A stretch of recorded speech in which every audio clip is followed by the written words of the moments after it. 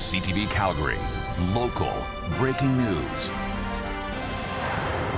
Good afternoon. A man has been charged after a deadly hit and run on the Siksika Nation Saturday night. I heard it rev its engine and I had a feeling. I was like, you guys, we should get out the way, get in the field. I feel like they're gonna hit us. And as we were running, we all scattered and we ran, and that truck, he intentionally came and he tried to clip all 5 of us, but me and my friend got out the way, and he hit my mom's boyfriend first, then my mom, and then my husband was last. Panther Bone was one of 2 people who were not injured. Loved ones are planning a vigil for Trayton Runningbird, who was killed. Clifton Saddleback also lost his life, and Emmeline Turninggrove was critically injured, suffering from dozens of broken bones. RCMP recovered the suspect vehicle and have charged Adolphus Weaselchild with 2 counts of first-degree murder and 1 count of attempted murder. Anyone with video of the incident is asked to contact RCMP or Crime Stoppers. A celebration of life this afternoon honoring Madison Cobb, who was shot and killed in a Hayesboro parking garage on July 19th. Her ex-boyfriend, Devin Bradley Mulkey, has been charged with first-degree murder. Friends of Cobb have told us they are grieving the loss of a bright and vibrant light.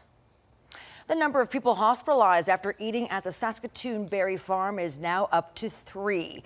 Alberta Health Services is also expanding the window of illness to between July 1st and the 18th. Over 200 people have reported becoming sick after eating at the farm near Okotoks.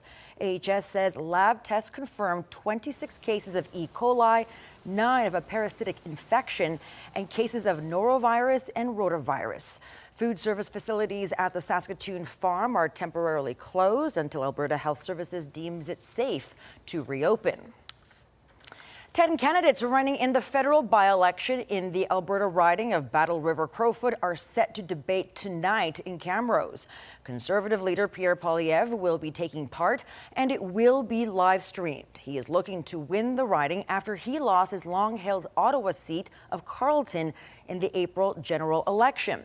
The writ was dropped last month after the Conservative MP stepped down, so Poilievre could run. More than 200 candidates are registered to run, 7 of whom have political party affiliations.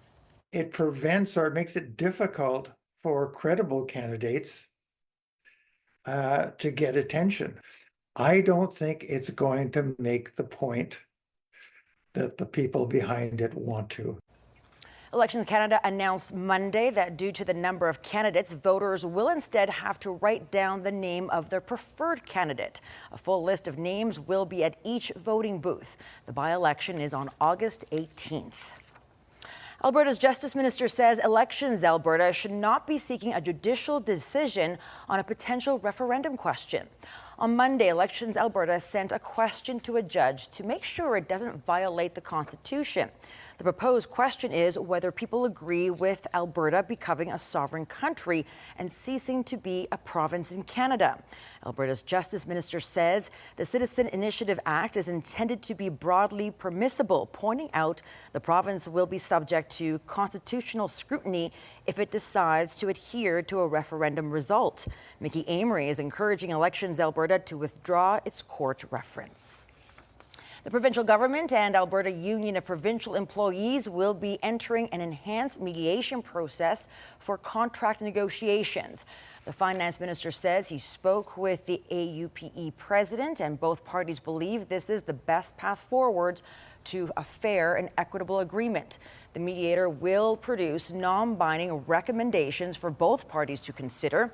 The process is expected to be finished by the end of August. In May, 90% of unionized provincial employees voted for strike action. The AUPE represents about 23,000 provincial workers. Starting today, the Nature Conservancy of Canada is encouraging you to spend time outdoors exploring.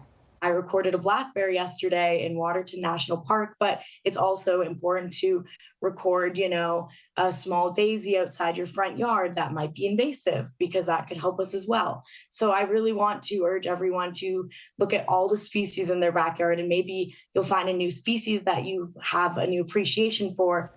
During the big backyard bioblitz, you can upload photos and sounds of plants and animals to the Naturalist app, or share your sightings on social media using the hashtag NCC Bioblitz.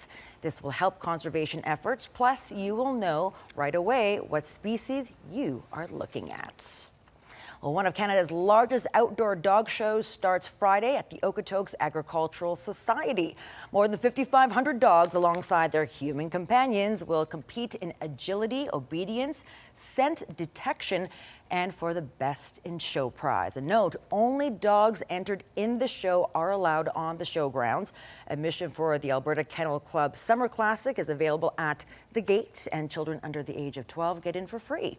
The dog show runs from Friday to Monday from about 8 a.m. to 6 p.m. Well, thank you so much for joining us. We'll have more on the top stories coming up on CTV News at 5 and 6, or anytime online at ctvnews.ca/Calgary.